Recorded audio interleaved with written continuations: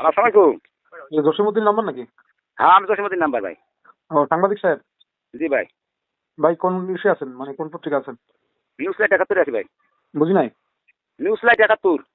ও আচ্ছা আচ্ছা, মানে অফিসটা কোথায় ভাই আপনাদের? আমার অফিস হলে যে বরিশাল ওই মুক্তিযোদ্ধা পার্কের ওই জায়গায় দৈন পাশে।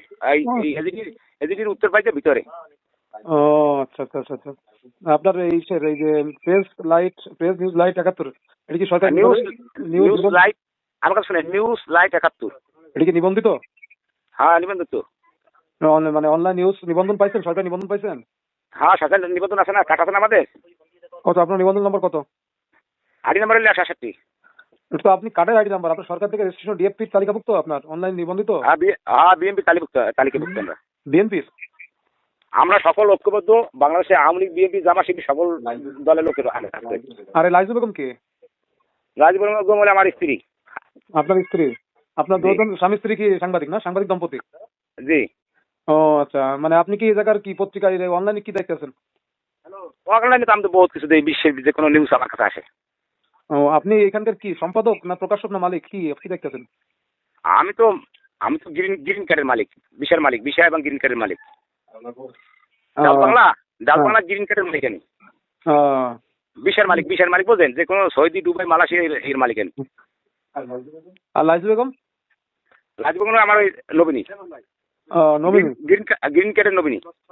আপনার এই যে নিউজ লাইটের মালিক কে? মেইন মালিক তো ঢাকায়, রাশিয়ায় থাকে। আপনি কি দেখতেছেন? আমি তো বহুত কিছু দেখি। আমি তো আমি তো বরিশাল বিভাগে যে কোনো ঝামেলা না হয় বা বিভিন্ন আমার অফিস নিয়ে যেন কেউ অন্য মন্তব্য না করে, এই যে কাজটা আমরা দেখি। আপনি লেখাপড়া কোন পর্যন্ত করছেন? আমি আগে ৯১ সালে পেশ করছি। ও আচ্ছা আচ্ছা, তাই। আর আপনার স্ত্রী লাইজু বেগম কি পাস? হ্যাঁ, আগের পেশ। ও, ৯১ সালে 8 পাস তো মানে বর্তমানে এমএ পাসের সমান। জি। ৯১ সালে 8 পাস তো বর্তমানে এমএ পাসের সমান। এটা হলে আপনাদের যাচাই বাছাই করবেন, এটা তো আমার ব্যক্তিগত ব্যাপার না ভাই। বলতেছে আমার একটা নিউজ আছে, আপনার বরিশালের সিটি কর্পোরেশনে খাবারে হ্যাঁ। অনিয়ম, ওই যে টেন্ডার আছে না, টেন্ডার, টেন্ডার ওই টেন্ডারে তো ঠিক মতন করতেছে না, আইন মতন করতেছে না।